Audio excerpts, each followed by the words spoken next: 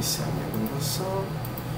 Então, pessoal, agora que está gravando, né, ativamente, então, olha só, o que eu vou ministrar hoje foi parte de um minicurso que eu dei em conjunto com a professora Junice Oliveira, o Fabrício Firmino, o Fábio Alves e o Thiago França, né, todos eles na época do PPGI da UFRJ, eu inclusive, né, eu ainda estou no PPGI, terminando o meu ciclo lá dentro, mas ainda estou dentro do programa. O Thiago é professor da Rural, o Fábio atua como cientista de dados numa multinacional, o Fabrício a mesma questão, atua como cientista de dados, e a professora Junice continua no PPGI. Então, né, isso fez parte de um mini curso que a gente deu, Big Social Data, em 2014, no SBBD, o Simpósio Brasileiro de Redes de Computadores. Foi um excelente mini curso, a Junice é realmente uma pesquisadora excelente nessa linha, referência nacional, né? Realmente ela é fora de série. Realiza um trabalho maravilhoso também com o laboratório dela, o Cores, Laboratório de Computação Social e Análise de Redes Sociais. Então, assim, foi uma experiência muito legal essa colaboração que a gente teve há 8 anos atrás e espero que as coisas deem muito certo, né? Então, vou pegar só um trechinho desse tutorial, né? O tutorial está disponível gratuitamente na internet, pelo portal Sol, né, que é o portal da Sociedade Brasileira de Computação. Fica aí o meu apelo para vocês, façam parte da SBC, a Sociedade Brasileira de Computação, né? É uma experiência muito legal, tipo assim, é muito importante também para a sociedade a opinião de vocês, né, como alunos, como cientistas, né? A nossa comunidade é tão forte quanto as pessoas que tem nela, então a gente espera sempre essa renovação. Então fica aí o meu apelo, né? Mas se vocês também não quiserem, a vida tem dessas coisas, né? Então, na verdade, o que é Big Data, né? E por que isso é tão importante pra gente, né?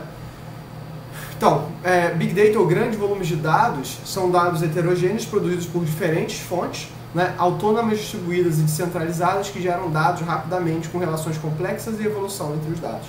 Isso foi tirado de um outro minicurso do SBBD, né? Em 2013. E nota o seguinte, né? Olha como é que essa definição ela é interessante, porque, em verdade, o grande volume de dados, ele não está falando necessariamente sobre volume, né?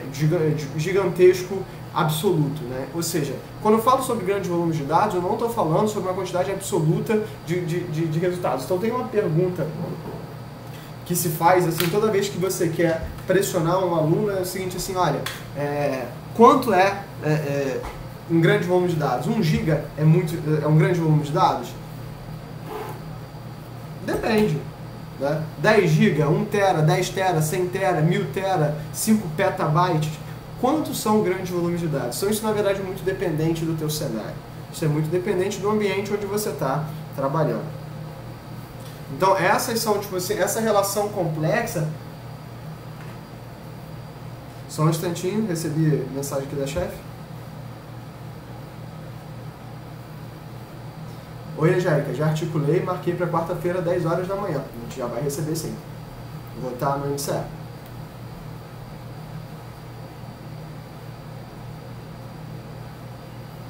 Então essas são, tipo assim, desculpa pessoal, é porque a gente vai receber um ar-condicionado lá no laboratório. E essas são coisas que a gente precisa dar um jeito, né? Porque tem equipamento, né? Então fica até para ter um espaço aprazível para as pessoas quando voltarem, né? Então esse é um dos meus objetivos, é a gente ter um espaço legal para a gente trabalhar, para a gente realizar coisas. Então essas são algumas das questões que a gente tem que trabalhar, tá? Então assim, essa questão dos grandes volumes de dados, elas são, né, muito interessantes. E agora a questão como esses grandes volumes de dados eles têm relação com a IoT, né? A gente estima que a IoT vai ser o grande provedor de dados para os cenários que a gente tem intensivos de informação na próxima década, né? Então, o que é importante para vocês como alunos de mestrado, alunos de pós-graduação entenderem? Pensa nos cenários. Olha só, final dos anos 90 surge computação móvel com 802.11 Wi-Fi, 802.15 Bluetooth, tá? Tava começando a bombar a telefonia celular nos Estados Unidos. É o núcleo da internet comercial, é o boom da internet comercial. coisas que só vão ser possíveis 10 anos depois. Só em 2010 que a gente vai ter esse boom. Quando a gente chega em 2010, a gente começa a falar sobre machine learning, a gente começa a falar sobre APIs ricas para web, a gente começa a falar sobre web semântica, coisas que só agora a gente está fazendo bombar. Né? Então hoje a gente fala sobre IoT, a gente fala sobre Deep Learning, a gente fala sobre Data Science, a gente está falando sobre um monte de coisas. Essas coisas, daqui a 10 anos, elas são realidade no mercado. Então vocês, como cientistas, têm que entender o que as pessoas estão falando, têm que entender o que o mercado está comprando para ver para onde isso vai chegar. Então se a gente para e pensa, por exemplo, no cenário onde eu vou ter hoje uma determinada construção de valores, uma determinada construção de elementos, uma determinada construção de filosófica, né, de pensamento, de motivação, do que quer que seja, daqui a 10 anos isso é verdade, ou daqui a 5 anos. Então vocês têm que pensar nesse tipo de cenário. Então a gente já está falando em Big Data há muito tempo. Hoje Big Data é o grande provedor, né, é o grande possibilitador do aprendizado de máquina. Né? É muito difícil fazer aprendizado de máquina com dados escassos. E a gente está dizendo assim, a gente não chegou ainda nessa visão. Em 2014 a gente já falava em 3 vezes, volume, velocidade e variedade. E aí tem a questão que o Thales colocou, que é dependente do tempo. O volume é dependente do tempo, na verdade isso é uma noção da velocidade. Né? A variedade quer dizer as diferentes fontes. Quando a gente falou sobre Data Fusion, a gente estava vendo as diferentes fontes, como isso implica na fusão de dados. Né? Então, cara, isso é uma parada irada. Mas olha só, surgiram outros Vs. Né? Eu vou colocar aqui para vocês.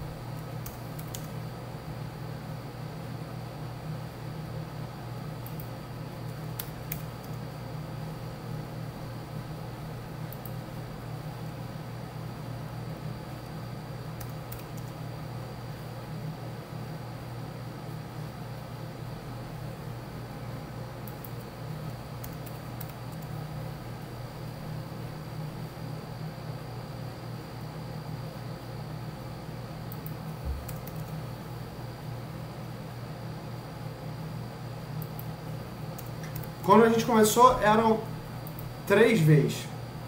Né? Não sei se vocês estão vendo, vocês por favor me coloquem aqui. Vocês estão vendo a minha página? Não.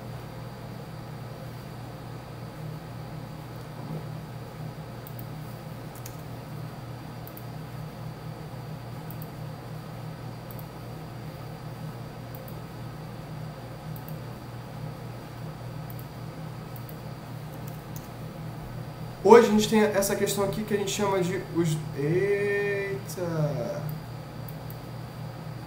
Tá aqui, ó. São os 10 Vs, né? Então a gente começa com volume, velocidade e variedade. E aí começam questões como valor. Qual é o valor dessa informação para mim? Qual é o valor que esse dado está me gerando? Qual é o valor dentro da minha estratégia de negócio? Se é difícil coletar tem um custo. Então, qual é o valor que essa informação tem em relação ao custo? Né? O volume, né? Qual é o volume que eu tenho? Porque isso implica em necessidade de transmissão e armazenamento. A velocidade dessa coleta, dessa informação é importante. A variedade de informações que vai vir. Né? A viscosidade que vai dar a noção do seguinte, do quanto tempo esse dado ele é realmente relevante, ou seja, esse dado ele tem um timeline, ele tem uma vida, então quanto tempo ele se mantém aderente a esse dado. A minha veracidade, em tempos de fake news isso é muito importante, o quanto esse dado é verdadeiro, será que esse dado não é fake, será que esse dado ele não é gerado, será que ele não é um protodado? Né? A visualização, eu consigo entender o que esse dado significa, como eu consigo colocar isso para jogo de forma que esse dado se transforme em insight para minha equipe de tomada de decisão.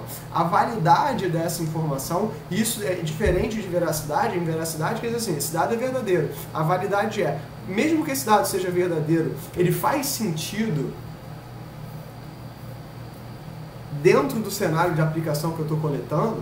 né? Por exemplo, eu posso estar aqui tendo um dado que ele é um dado que é uma medição incorreta do sensor, é um dado que ele é verdadeiro, porque não houve uma alteração maliciosa, não houve um elemento, mas ele não é um dado válido. Volatilidade, né, o quanto esses dados eles mudam ao longo do tempo, o quanto esse ambiente é instável, e a viralidade, o quanto esses dados são capazes de trabalhar para a gente. Então eu vou colocar esse link aqui do ResearchGate. O ResearchGate, para quem não sabe, é Facebook de pesquisador, né? Como todas as minhas redes sociais, eu sou uma vergonha também nele, mas espero que vocês não me odeiem. Esse paper aqui é muito legal, Entropy Aware Ambient IoT Analytics, tá? Ou seja,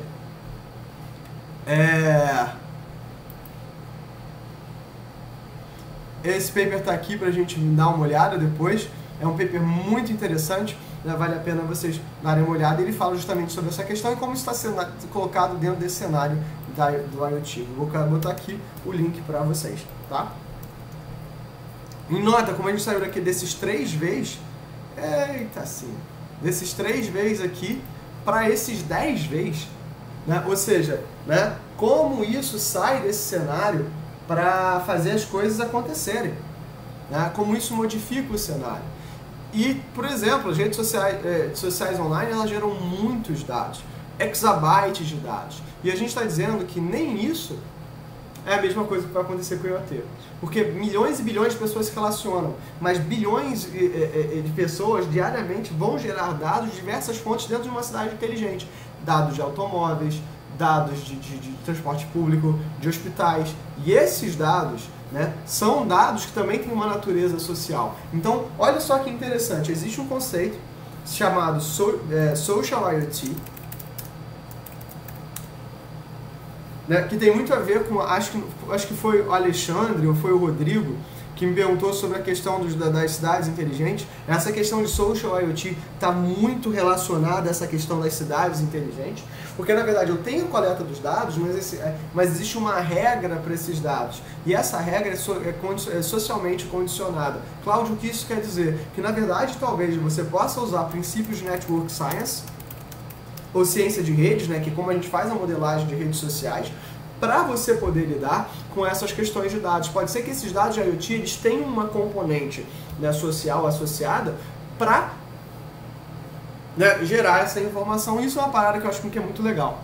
Isso é uma parada que eu acho que é realmente fantástica, que é muito interessante da gente pensar, né? Esse é o cenário, é o mundo que a gente tem que resolver essas coisas, né? E pensar essa informação, tá? Então, esses dados são gerados uma quantidade que hoje em dia é absurda, né? E a gente precisa lidar. Então, a questão agora vai ser, como é que eu armazeno, processo, analiso e visualizo esses dados de IoT? Isso vai ser um desafio, né? Porque esses dados podem ser qualquer coisa. Eles podem ser vídeos, porque hoje em dia eu posso ter um SPI, eu posso ter dados de som com sensores sonoros, posso ter imagens com câmeras, eu posso ter dados de temperatura, dados georreferenciais, com hardwares não convencionais, muitas vezes limitados. Então, nota o seguinte, o próprio sensor ele não tem um espaço de armazenamento, então ele tem que transmitir isso para a rede. E aí a questão é a seguinte: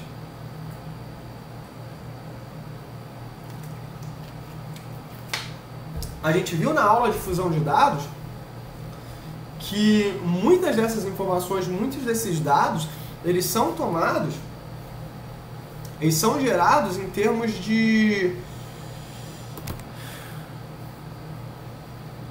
justamente você ter essa chamada de informação, são gerados de forma que você vai coletar esse dado, processar e mandar. Então, assim, na verdade, você vai escolher um dado melhor, vai limpar um dado melhor, e a gente sabe que existe uma perda nesse processamento, né? Uma perda, às vezes, de erro de processamento, uma perda, às vezes, da própria informação que a gente não julgou relevante, né? E a gente sabe que, por exemplo, isso entra em justaposição em relação ao que a gente tem com o aprendizado de máquina. O que, por um lado, é uma parada muito positiva, porque a gente pode estar provendo dados melhores para o aprendizado de máquina, às vezes a gente pode estar também perdendo coisas muito interessantes.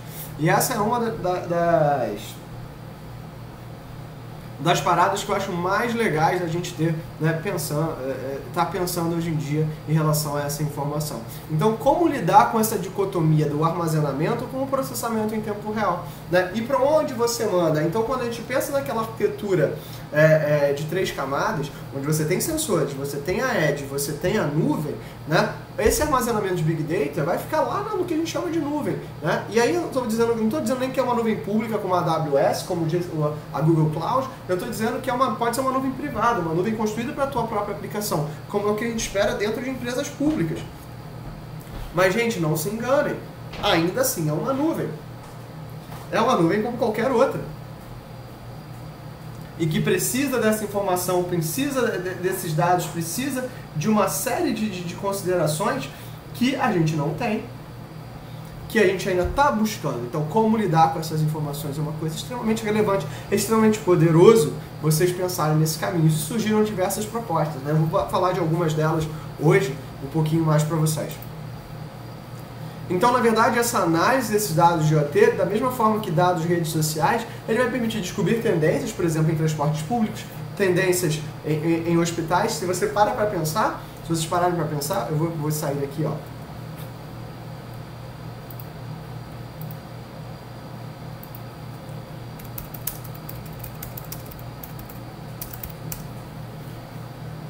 Isso aqui é um Armband feito com Arduino, né? Com Arduino vestível, né? Justamente para transportar,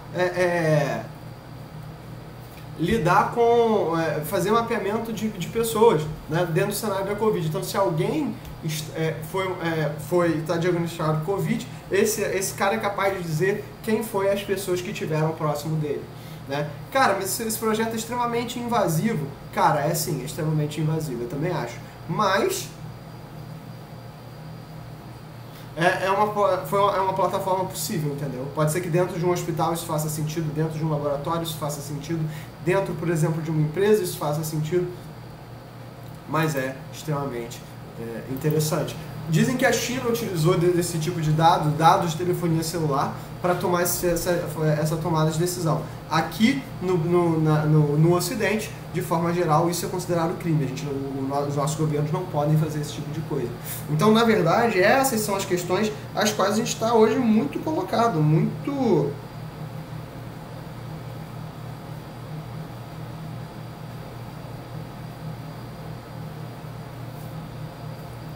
que a gente está muito... Como é que eu vou dizer isso?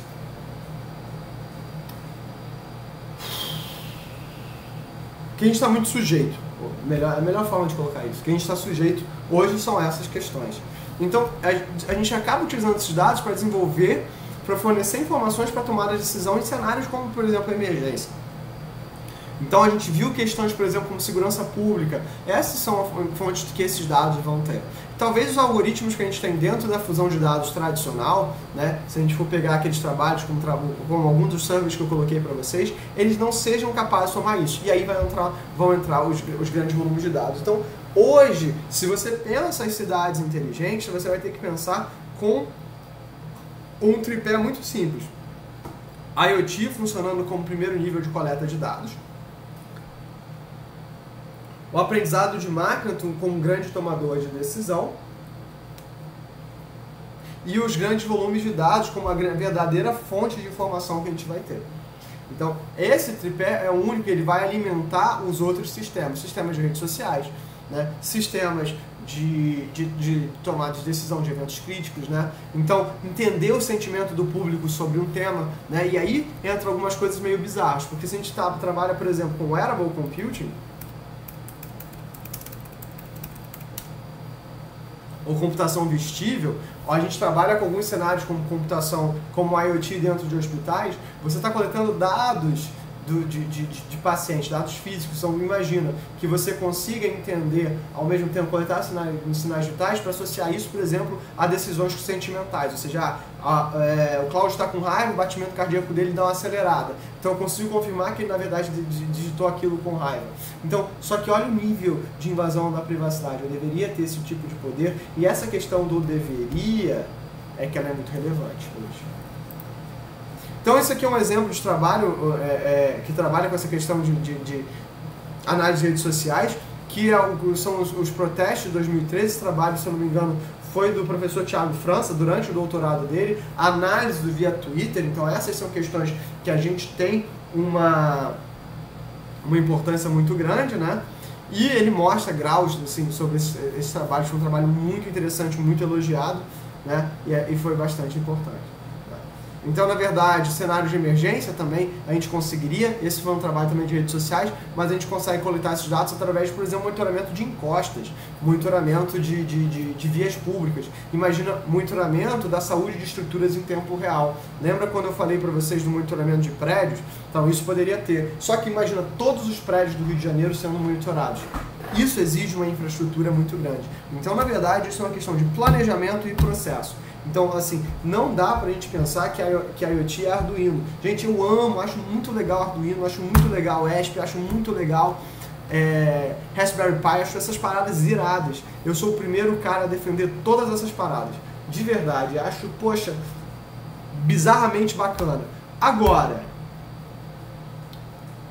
a IoT é mais do que isso. Então você tem um planejamento, você tem uma infraestrutura, você tem que ter um pensamento estratégico como qualquer outra coisa. Então, um projeto de IoT sério, para um cenário sério, é um processo, tem que ser levado, né, a extremos. Né? Então aqui são mais alguns exemplos, né? E aí entram questões muito interessantes de como, né, esses elementos acabam entrando na nossa vida, né? Então, por exemplo, imagina agora casos, né, se o Facebook, se a gente consegue, né, tipo, se as grandes empresas elas conseguem ter acesso aos nossos dados através simplesmente dos nossos dados de compra e redes sociais e fazendo coisas, né, extremamente poderosas, imagina o que elas conseguem ter se elas têm os nossos dados físicos.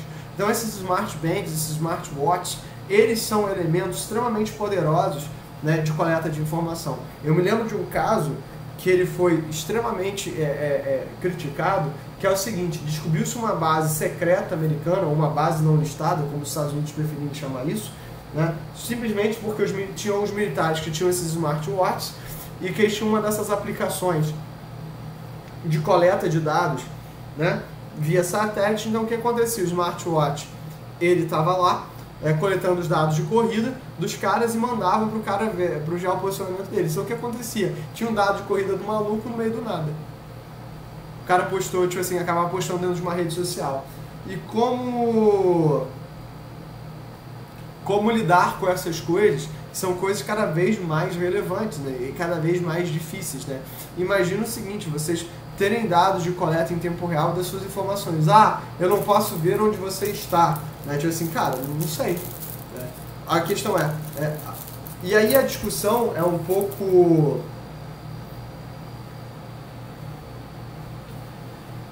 severa, né? Porque, tipo assim, não é uma questão de você necessariamente a gente está fazendo coisas maliciosas ou coisas que não deveriam ser vistas, ou, né? Ou então, tipo assim, o cara tá traindo a esposa. Não é isso. A questão é: eu deveria poder estar fazendo isso? Por exemplo, imagina um cara que está indo fazer uma entrevista de emprego, alguém coleta o dado dele para ver se o cara está na quimioterapia.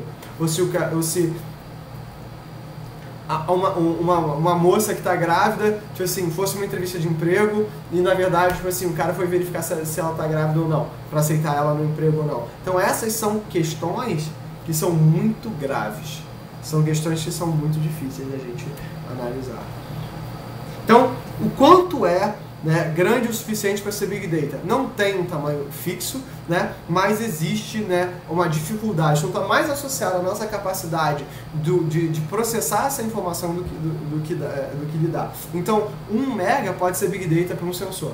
E aí o que acontece nesse cenário? O Big Data está mais associado aos processos, e aí bem parecido com o Data Fusion, o Big Data está mais associado aos procedimentos que a gente vai ter para tomada dessa decisão, para tomada para fazer o gerenciamento disso, né? Então, com certeza vocês já ouviram falar do Apache Hadoop, né?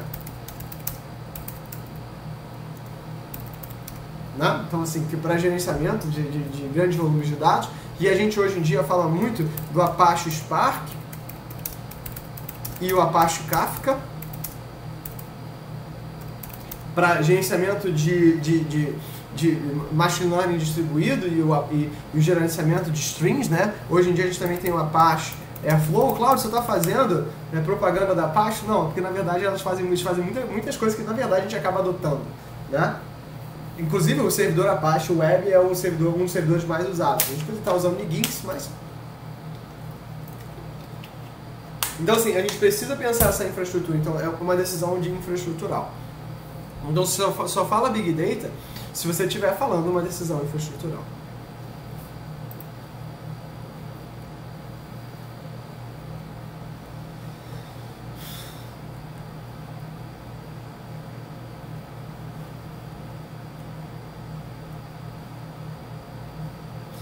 E aí umas coisas que acabam valendo, né, valiam muito para redes sociais e valem muito para IoT, né, é que muitos dos dados que a gente vai ter vêm de diferentes redes e diferentes tipos de dados de diferentes características físicas. Muitos desses dados vão ser inconsistentes. Existem muitas falhas, né, uma vez que os nós podem sair da rede, né, e nota, né, como quando as coisas começam a bater entre redes sociais online e redes IoT, e essas coisas começam a bater, o que você tem que começar a pensar na tua cabeça? Cara, talvez a modelagem matemática dessas coisas seja similar. Talvez a modelagem matemática desses comportamentos ela tenha um grau de similaridade, né? Porque o que é uma ferramenta matemática? É só uma ferramenta de modelagem, como muitas outras que a gente escolheu na literatura. Quando a gente falava em UML, é porque o UML era a melhor coisa do mundo? Não! É porque era uma boa ferramenta de modelagem para aquele momento do tempo. Então, quando você pega, por exemplo, modelagens virais elas são feitas com base, né, em modelos de cálculo diferencial. Por quê? Porque é uma boa ferramenta de modelagem. Ah, Cláudio, o cálculo probabilístico não é uma coisa boa? Claro, eu amo cálculo probabilístico, uma das minhas disciplinas favoritas. Dou até aula dessa bodega. Mas talvez não seja a melhor solução para todos os problemas. Então é isso que a gente tem que pensar. Então será que dessas redes de IoT social que tem esse comportamento que vocês estão vendo que é muito parecido com uma rede social online, eu não tenho modelagens parecidas? Então se elas têm modelagens parecidas, não quer dizer que talvez esse procedimento de elementos sociais eles não são parecidos entre si, porque na verdade isso não seria uma característica representativa do ser humano, que na verdade esses elementos computacionais com os quais a gente trabalha, eles não sejam então, portanto, né, na verdade são representações ou limitações ou então, né, espaços de definição do próprio comportamento humano. E aí que entra uma discussão que eu tenho com vocês, que é uma discussão que a gente consegue ter pouco na graduação, mas na pós-graduação ela é mais relevante. É o seguinte: o quanto nós estamos realmente distantes das ciências sociais, ou quanto as ciências sociais elas estão distantes das tecnológicas, ou quanto na verdade a nossa falta de diálogo não é limitante para as duas áreas da ciência. Isso é extremamente poderoso. Esse pensamento é onde eu quero chegar. Quando a gente coleta dados, a gente coleta com um objetivo. Qual é o valor dessa informação? É dependente da nossa aplicação. E a nossa aplicação serve para pessoas. Ou para dados, por exemplo, monitoramento de animais, né? Mas dentro da nossa sociedade, do ecossistema que a gente vive. Né? Então essas são considerações que a gente tem que dar. Esses dados são difíceis. Né? Então a gente, na verdade, a gente vai ter que pensar, né, esses dados de vários pontos de vista das empresas, da pesquisa e do usuário final, né? Onde a gente tem data centers investindo pesadamente nisso, que hoje já estão no talo para as redes sociais que a gente tem hoje, quando a gente está dizendo assim, olha, a gente vai aumentar isso aqui, como lidar com esse tipo de dados. Ontem eu estava dando uma aula de redes falando sobre data centers, falando justamente sobre hacks de switching, switch Tier 1, switch Tier 2, dentro de uma infraestrutura de um data center, como o data center do Google, por exemplo. E aí o que você faz quando eu digo que isso vai aumentar? E aí a decisão é o seguinte: eu vou armazenar essas informações por quanto tempo? Tem um conceito muito interessante chamado de Data Freshness. O que eu acho muito legal, assim, só fazendo um parênteses, o que eu acho muito legal do Google Meet, né, é que várias dessas coisas eu acabo utilizando o chat como se fosse um quadro branco, colocando alguns conceitos, algumas coisas que são legais. Né? Então, assim, é uma experiência muito interessante, né, de estar com vocês virtualmente, né, de poder estar com vocês virtualmente. e ao mesmo tempo ter uma ferramenta similar a um quadro colocando algumas dessas palavras-chave para que vocês possam colocar depois. Essa é uma das experiências interessantes desse período remoto. Não vou dizer que esse período remoto é fácil, né, porque está longe de ser fácil para todos nós, mas assim, algumas das coisas que surgem aqui, que estão acontecendo, são muito interessantes e eu acho que valem a pena a gente replicar. Então eu vou sentir um pouco de falta de poder utilizar uma videoaula, né? Não, com certeza, Thales. Com certeza. Eu vou sentir muita falta de ter uma videoaula, se bem que, na verdade, eu sempre gravei as aulas, né? Eu sempre tive esse hábito. Mas, assim, essa questão do síncrono e do assíncrono e permitir que, enquanto eu estou dando aula, os alunos também estejam assistindo, vai ser uma coisa, assim, que eu vou ter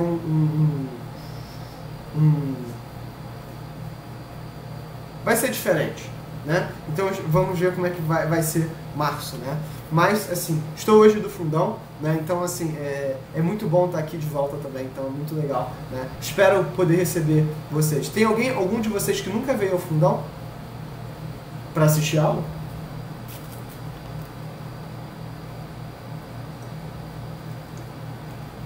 Então todo mundo aqui já veio. Bacana. Bacana. Eu tenho alunos que nunca vieram, acho que vai ser uma experiência muito legal. É muito bacana de eles estarem aqui pela primeira vez. Né? E peço a vocês, quando a gente voltar presencial, né, que ajudem os colegas de vocês mais novos que nunca tiveram essa oportunidade. Se a gente parar para pensar, eu vou ter alunos do 5º e do 6º período que jamais botaram os pés no fundão.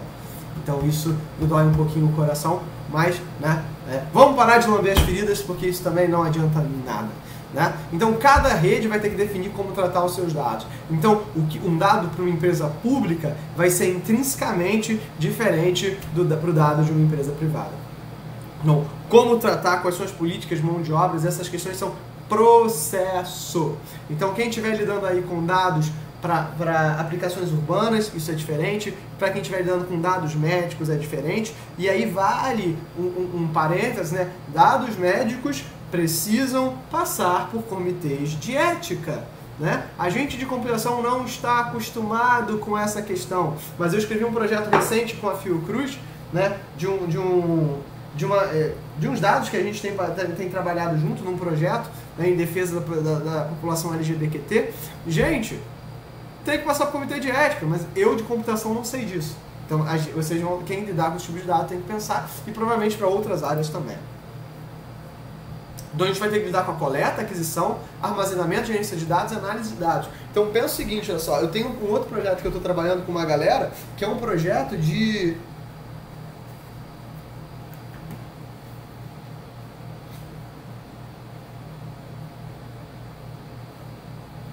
Só um instantinho, pessoal.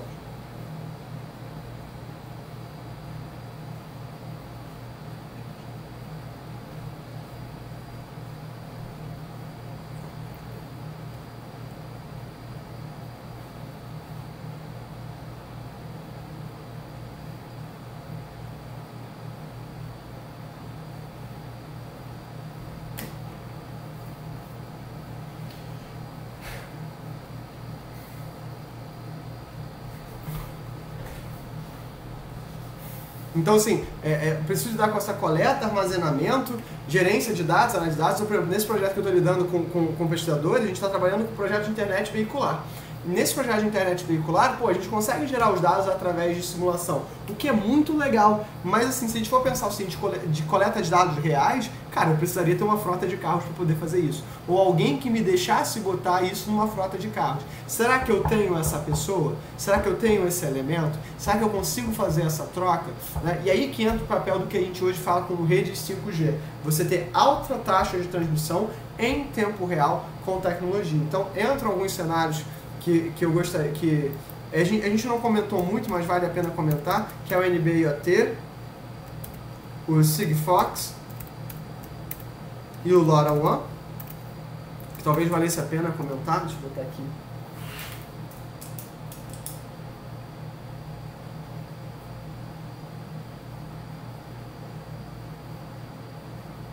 A gente vai tendo ideias, né? Eu vou anotando sobre coisas que eu acho que são importantes da gente colocar para vocês. Então o NB-IoT e o Sigfox, o LoRaWAN seriam, tipo assim, tecnologias de IoT de longa distância. O NB-IoT é muito parecido com as tecnologias celulares. O LoRaWAN, hoje, um protocolo mais aberto. E o Sigfox, que nasce com uma solução proprietária que ficou muito famosa no começo da década, no metade da década passada, mas agora está caindo em desuso em favor do NB-IoT e do LoRaWAN. Inclusive o NB-IoT ele vai funcionar no mesmo range das antenas de 5G. Então, olha só, se você é um operador, e aí vocês têm que pensar um cenário. Vocês já ouviram falar do protocolo WiMAX? Ou I3E 802.16? O WiMAX era a solução da I3E para redes de longa distância. Seria o concorrente direto do 3G e do 4G. Né? Na verdade, falando o I3E 802.16, o WiMAX, ele tem o I3E 802.16 e o I3E 802.16M. Né? O I3E 802.16 seria muito equivalente, seria superior ao 3G, e o I3E 802.16M seria superior ao 4G. Tá? Então, na verdade, né, e continua a pesquisa nisso, só que o I3E 802.16 ele não entrou em uso. Por que ele não entrou em uso? Né? Quer dizer, ele entrou em uso, tem algumas soluções que usam, né, mas não é um...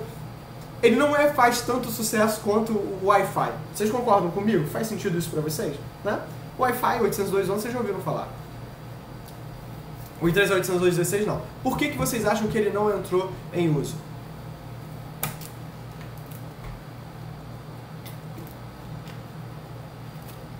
Custo, de certa forma, Rodrigo. De certa forma. Mas, por que o custo? O que aconteceu é o seguinte. As operadoras fizeram um baita investimento para as redes 2G. Para as redes que a gente chama de redes Edge. Né? Que é aquele Ezinho que aparece no celular. Que era o nosso 2G. Na verdade, ele seria o 2G.5. Né? Ou 2.5G.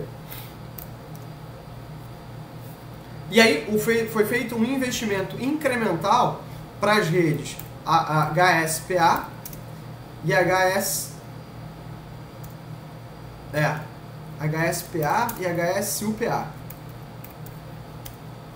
que a gente conhece hoje como 3G e 3G Plus. E aí, nesse meio tempo do 3G para o 3G Plus para o 4G, para o que a gente conhece como LTE, surgiu o 802.11, começo de 2005, 2006, quando já estava se pensando nessa transição. Aí, se você é uma operadora, para onde você vai? Para o cara que vai te dar um investimento incremental ou para uma tecnologia que, apesar de talvez seja melhor, né, ela na prática, ela é tipo muito mais cara porque você já tem todo um parque de infraestrutura. Você se manteve nesse parque de infraestrutura. Então as operadoras, que eram quem já tinha domínio de mercado, continuaram investindo no 3G, no 4G e agora no 5G. Então tem uma característica comercial. Então o LoRa, ele é uma ótima tecnologia para você fazer um projeto. Mas o NB-IoT vai ter o apoio das operadoras. Quem você acha que vai ser a tecnologia que vai, né, chegar? Então você provavelmente vai ter muito LoRa em cenários rurais, né, onde você tem uma dificuldade muito grande, né, da chegada das operadoras de telefonia, mas você vai ter você vai ter muito NB-IoT dentro das cidades. E a gente pode até discutir, botei aqui até para dar uma aulinha falando sobre o LoRa e o NB-IoT, essas tecnologias de long range, para que a gente possa pensar sobre isso. Então essa coleta é difícil, o armazenamento vindo de diversas fontes com diversos dados, com time frames diferentes, necessidades de sincronização da informação são muito relevantes aqui, como gerenciar esses dados que vêm de diferentes vendors e como fazer a análise dessa informação. Então na coleta os analistas vão precisar lidar com diferentes formas dessa coleta, lidar com restrições impostas por essa mídia, com os erros ocorridos nessa fase da coleta, redundância, formatos de representação diferenciados. Aí entra aquela questão do Knowledge Fusion, que eu falei para vocês.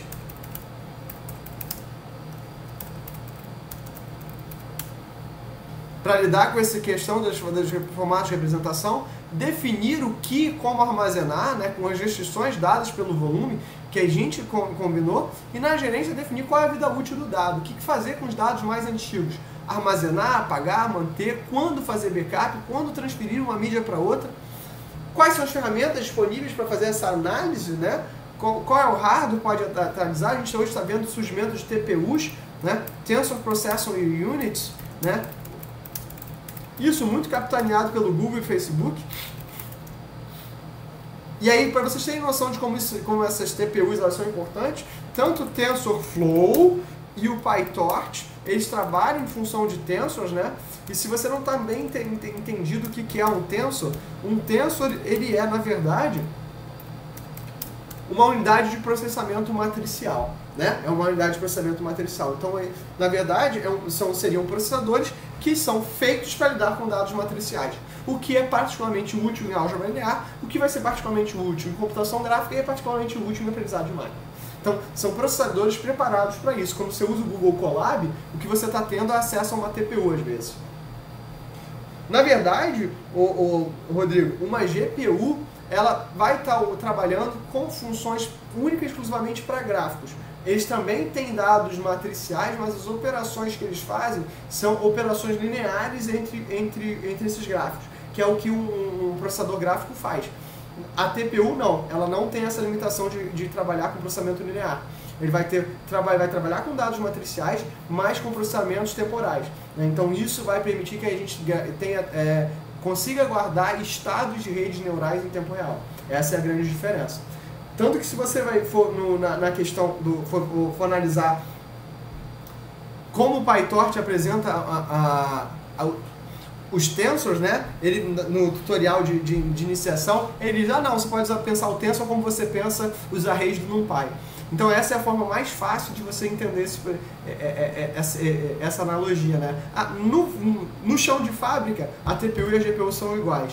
Lá em cima, a TPU permite esse processamento temporal e guardar estados, coisa que uma GPU não faz necessariamente. Ela usa a memória para isso. Então tem uma vantagem, como se o cache de uma TPU fosse para guardar estados de processamento. Isso é muito interessante, né? Então ter uma TPU não elimina uma GPU. Hoje o que a gente faz, por exemplo, a gente usa o CUDA, né? A gente não tem TPUs, né? A gente usa o CUDA, ou seja, a gente justamente usa uma GPU para emular esse comportamento, né?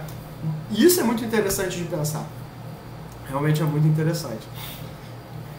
Então a gente, na verdade, a gente vai ter que lidar com isso. Então operações como MapReduce, eles são operações para pensar esse tipo de dado, né? E se você parar para pensar, o MapReduce, ele é um mapeamento dos dados para você fazer a compactação, é bem parecido com o que a gente tem com operações de fusão de dados. Pensando que nossos dados são inconsistentes e falhos, muitas vezes não estruturados, né? E aí, para fazer esse processamento de dados distribuídos, olha o que a gente tem. Fusão de dados, cluster, sensoramento participativo e computação em nuvem. E hoje a gente vai inserir isso aqui, o Federated Learning, dentro desse cenário. Então aqui dentro de fusão de sensoramento participativo são os dados que vão vir, muitos de celulares, né? Hoje a maior parte dos nossos dados mobiles já são celulares. Da mesma forma que esses dados mobiles servem para redes sociais, esses celulares têm uma série de sensores, né? Como eu sempre brinco, né? Batman, o Cavaleiro das Trevas, o Batman, ele não impressiona, porque a aplicação final dele de monitoramento lá da cidade para buscar o Coringa é muito pior do que o Google Maps, do que o Google Street View, porque os celulares têm câmeras, têm acelerômetro, eles têm uma série de sensores que ele podia ter utilizado para fazer esse tipo de questão.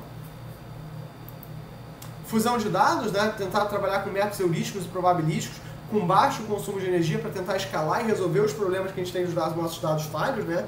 Como a questão do Knowledge Fusion é uma questão extremamente importante dentro desse cenário para você tentar homogeneizar essa informação. Computação em nuvem, como aquela camada superior,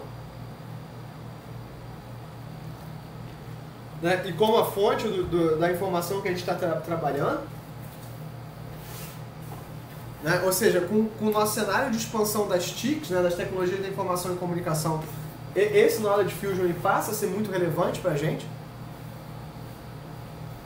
passa a ser muito importante. Então, a computação em nuvem, como esse cenário que vai pegar esses dados que saem dessa nuvem de conhecimento, né, para trabalhar e fazer os procedimentos de aprendizado de máquina a baixo custo, isso é extremamente relevante. Agora a gente tem toda aquela dicotomia, né? Você manda para a nuvem sem ter um atraso.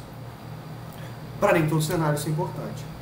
Clusters de HPC, quando a gente precisa do alto desempenho, e aí eu estou falando de dados que realmente precisam de alto desempenho, muito maior do que a nuvem tradicional consegue dar para a gente.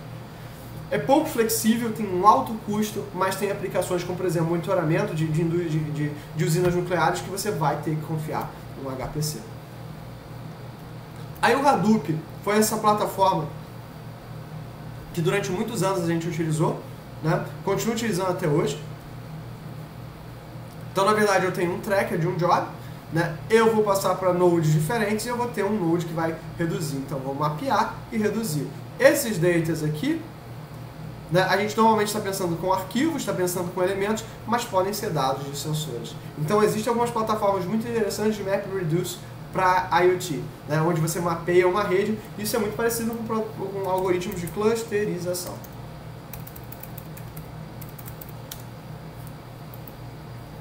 Então, assim, eu vou pular isso aqui, tem uns exemplos no tutorial, caso vocês queiram, né? Não é uma bala de prata, mas funciona bem para uma série de coisas.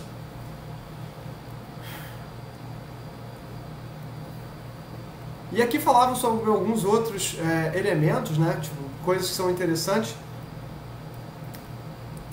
e que a gente tinha essa preocupação na época, se manteve, foi uma preocupação real, né? Para vocês terem verem a importância disso, esse aqui é um tutorial de Knowledge Fusion que foi dado pela Shin Lunadong no SIGMOD, que é uma das conferências mais importantes de dados que a gente tem.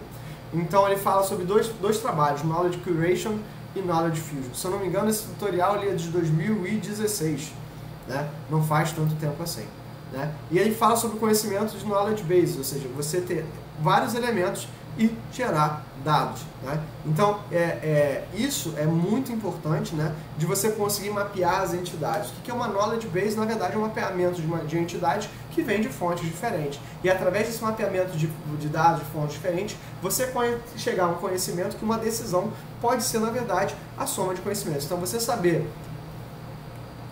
né, que o Obama ele é um político, né, e na verdade você saber onde ele nasceu, que isso é nos Estados Unidos, isso pode vir de fontes de dados diferentes e esses dados serem heterogêneos. Então isso funciona para qualquer aplicação. Tá? Então, na verdade, essas questões, essas relações entre esses dados, eles são muito importantes dentro do cenário. Basicamente, isso é muito importante dentro de IoT. Eu tive um trabalho de um aluno, que é o Gabriel Martins, que a gente tem trabalhado com Knowledge Fusion para IoT, né? Para quando chegar essa informação, como extrair. Então, na verdade, eu vou ter, né, essas informações, né, essas knowledge bases extraídas de fontes diferentes.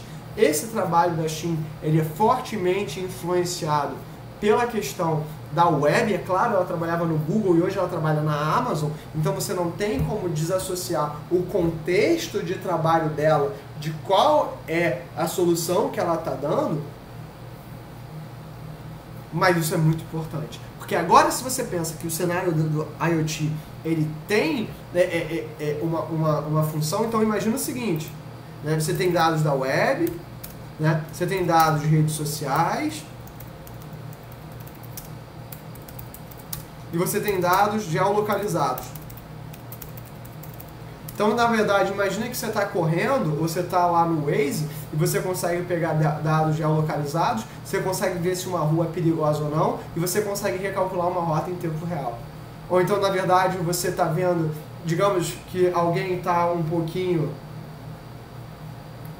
acima do peso, né? A pandemia está aí, né? Aconteceu, alguns de nós podem ter, né, exagerado no iFood, né?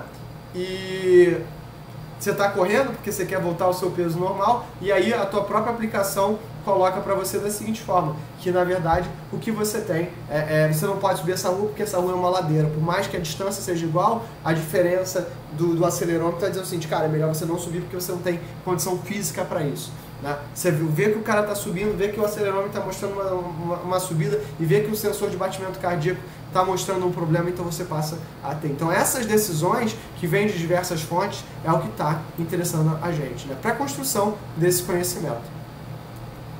Então esse tutorial dela foi maravilhoso, né? Foi muito bom, foi muito rico,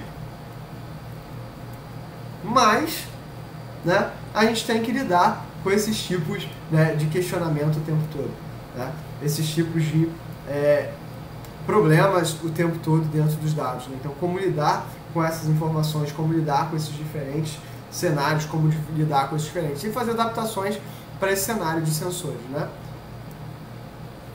Então, na verdade, eles chamam isso, ela disse que esse cenário é probabilístico, né? Então, essas fontes têm uma relação entre probabilidade e acurácia, que ela mostra que, né, você consegue calibrar isso direitinho.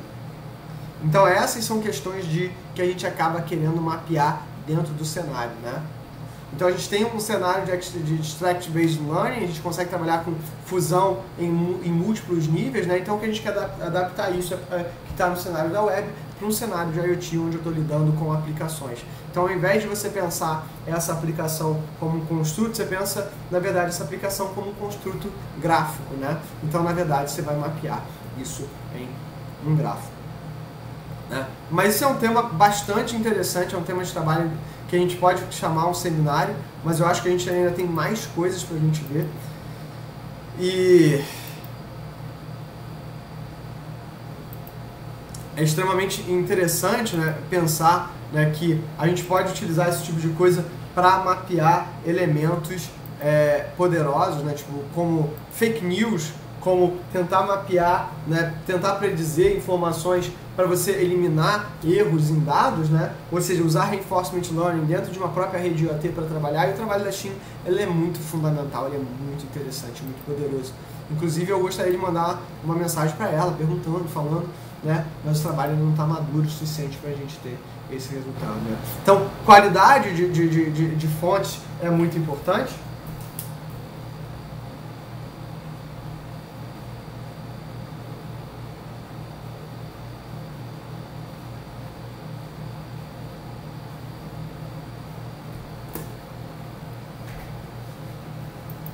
Você trabalhar com a reputação, né? Isso também é muito importante, né? São coisas que a gente acaba, né, conseguindo trabalhar. Trustworthiness, né? Ou seja, lidar com esses dados. A gente mostrou uma aplicação, né, quando a gente falou um pouquinho sobre segurança. Não, quando a gente falou sobre...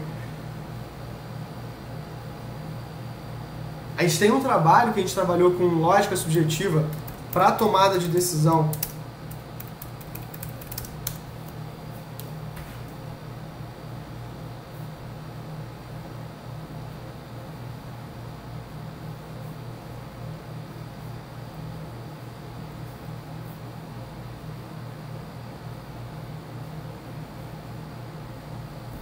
Para a tomada de decisão, né? E é algo extremamente interessante, extremamente poderoso da gente lidar, da gente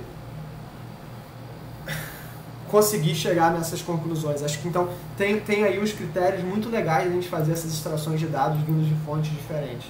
Então, na verdade, assim, construir, o que ela quer dizer, e é bem parecido com a nossa aula, é construir bases de dados extremamente desafiador, principalmente com dados de diferentes fontes, né? Tem muito trabalho que vem das comunidades de aprendizado de máquina, então por isso que eu falo, IoT, Big Data e aprendizado de máquina e Machine Learning estão juntos, né?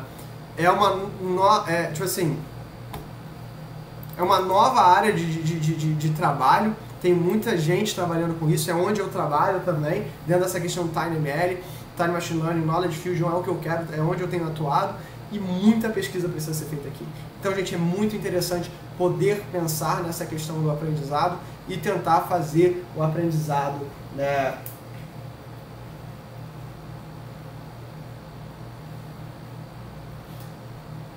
através da confiança nessa informação.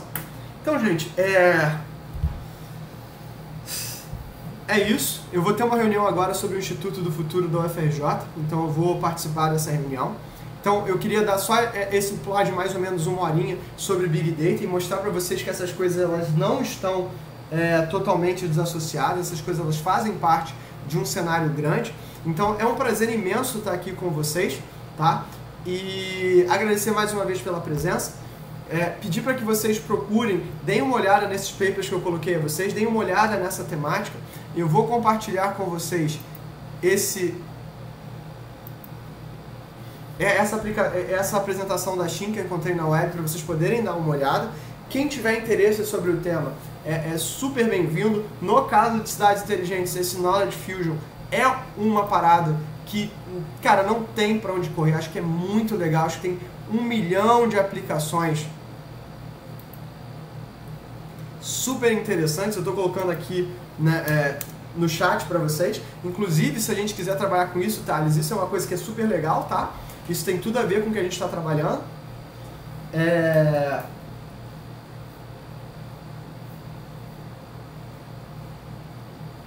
E é isso, pessoal. Muito obrigado. Dúvidas, traumas ou desilusões?